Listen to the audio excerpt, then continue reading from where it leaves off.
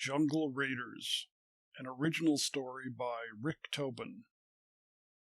Warning: this story contains violence which may not be appropriate for sensitive audiences and especially not for children. Cities fell, worldwide, but not overnight.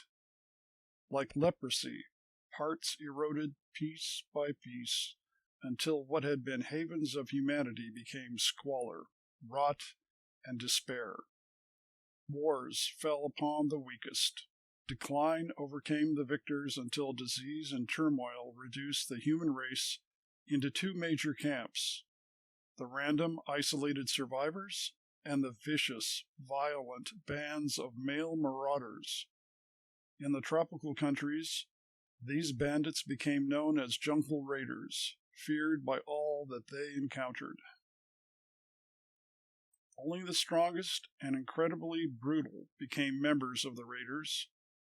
They left only further destruction and death behind them, eating those they overcame and burning anything that remained of the previous civilization. They had no plans or designs to their foraging but to live another day by whatever means necessary. Over time, the various murderous groups were whittled down to the most powerful and dangerous thugs that proved themselves against any resistance. Not surprising, however, resources to be plundered in the debris of urban centers declined until there was nothing remaining to loot. The groups of desperate men were forced to venture past the small towns and villages surrounding previous metro hubs and into rural farms, ranches, and gardens. These new targets proved unsustainable, as many of the meat sources, whether domesticated or human, had fled into the wildlands long before the raiders arrived. In desperation, raiders gathered information about safe havens and evacuation centers deep in forests and the foreboding jungle highlands. One of these merciless groups was the pigs. In their land they were known as Los Puercos. This relentless perversion had marched without mercy from the fallen skyscrapers through the safe havens of the suburbs and the scattered rural surroundings. They eventually reached the limited returns from their foraging. Behind them were the piles of half-cooked bones of men, women, and children being their favorite fare. This mob was easily identified by the pig masks they wore, which came from one of their forays into a shipping center where undelivered Halloween costumes were packed in one truck. The leaders of Los Puercos ensured that each man carried two masks, one for themselves and one for new recruits. These raiders retrieved the disguise of any fallen members to pass on to others who joined them later. Within a year, the troop had grown to almost 50 seasoned fighters, but hundreds of their crew had died along their march as resistant groups fought back, but none were able to overcome the fierce onslaught of these denizens. At the end of a long trek, after overcoming the last of the outlying villages, they feared for their continued success and survival. The pig leaders sat around a fire, planning their next move. Dying, tortured captives had told of a final safe space where the men in the region had sent their women and children for protection. It was nestled deep in the forest highlands. The sanctuary was also known for its production of forest products, including pulque, an alcoholic beverage made of agave plants, and even stronger spirits for medicines. The journey would be treacherous through unfamiliar jungles, but with the men running out of meat from the butchery of their victims, a decision was necessary, or the pigs might turn on themselves. It was decided to move ahead and search for the secret place that promised a long-term feeding station and isolated rest as the outside world fell further into ruin. The mob moved in early light, following the extracted directions leading to an old dirt road hardly passable by vehicle after years without maintenance. Jungle growth was heavy around them all along the pathways. Some raiders continued to wear their pig masks, while others, struck by the growing heat and humidity, set them aside.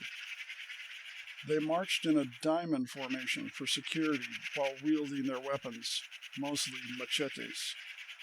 The core leadership and more experienced stayed in a central group while the less experienced tailed behind. A group of top scouts, often with unusual capacity of sight and smell, led hundreds of yards ahead to sense unexpected dangers. They expected little resistance during the venture, as they knew their last conquest was the final stand for men in the region. Ahead were only women and children with no battle experience or training. Jungle birds and insects filled the air until nightfall began to push into the dense growth. The odors of rotting vegetation and night-flowering bushes filled the air as they marched onward in the last twilight before they needed to light torches.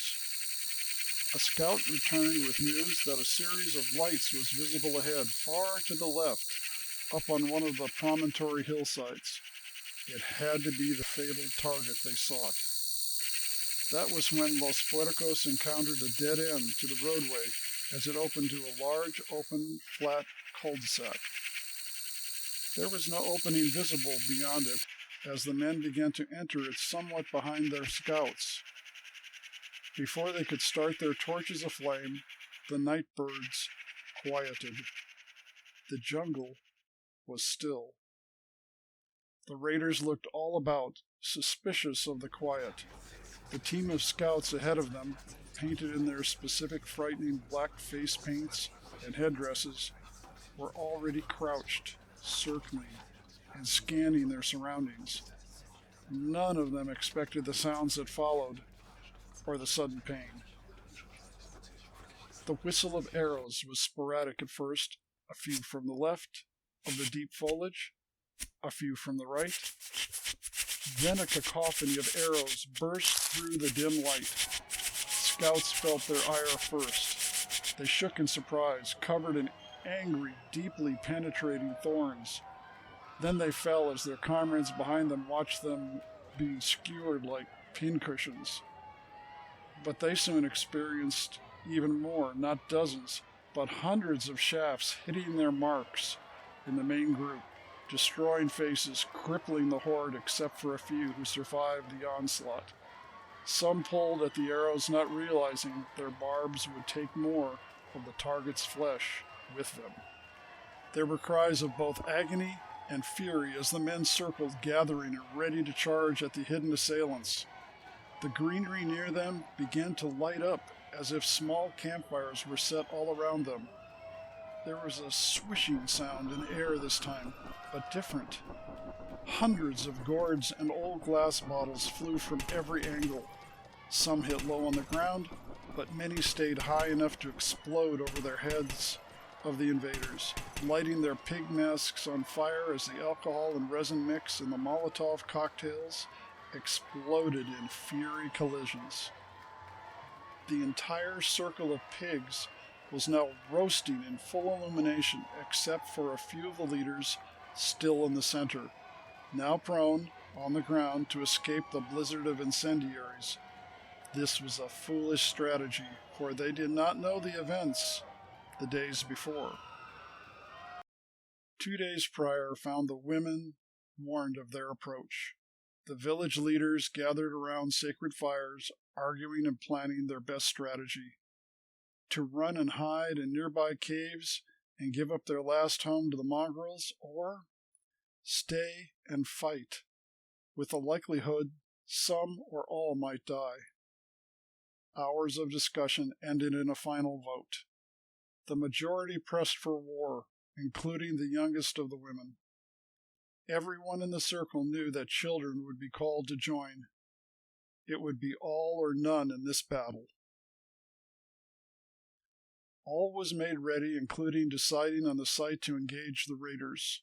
The road below had been closed years before by rocks and transplanted foliage, with a single roundabout left for exchanging products with outsiders. Paths back to the hillside community were hidden in the forest depths. The village gathered the pulque and the most volatile of spirits kept for medicine. Then, combining these with the sticky resins of trees called mopa mopa, together these chemicals made an incredible weapon that could explode and burn when thrown in a breakable vessel with a burning cloth atop it, but also then bonded to flesh and clothing of any person struck by the mixture.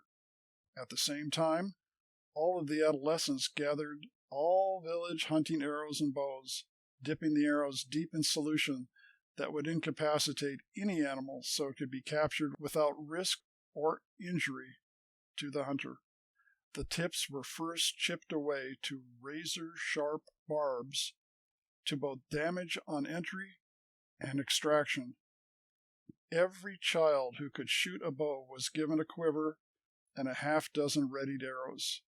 Each was also given a practice arrow to work with before the time came to use the deadly darts. As the night approached, on the second day, when they expected the pigs to arrive, the women and children gathered around a final fire to gather their courage. Drums were beaten to stir their hearts while others chanted. Finally, the archers were sent to the point of attack. Behind them would be those with strong throwing arms to launch the burning containers. All the rest marched with whatever hand weapons they had through the darkness. Women of all ages and children that could wield even a small knife. The villagers marched through the gloom from 4 directions to fully surround the battlefield, each with their assignment, weapons, and commitment. As the arrows met their marks and angry men were set ablaze, hundreds of furious villagers ran screaming and chanting from all sides of the intruders. There was no place for Los Puercos to escape. Combat with the few remaining men was fierce and continuous. Some women fell. Some children fell. In time, through the screams and grunting of the dying, all of the gang was prevailed over. There was no cheering or jubilation in the villagers' victory. The battlefield was silent except for the moans of those mourning the losses of their companions and children warriors. Their dead would never be forgotten. Their wounded would be tended to and revered. By morning, the bodies of the vicious men had been carefully hacked and butchered for what meat their carcasses could provide, from what flesh seemed healthy, unburned, and disease-free. Children were not part of the culling, but were sent back with women healers to tend to the wounded. By midday, the women at the site gathered their night's work into backpacks and wrappings to haul back to the village, along with the bodies of their sacred dead. The remaining carnage was left for the jungle birds, insects, and encroaching undergrowth. Once home, the flesh was cleaved and stripped for preparation in the village smokehouse sheds. Smoke rose from those buildings, ensuring a protein supply for the half-starved population until their own livestock recovered from early donations to surrounding communities of men who fought and died trying to stop Los Puercos in the hopes that they would never reach the women and children. In time, the village returned to its peaceful existence, once again trading with the growing population of survivors still finding balance within the womb of the jungle mountains.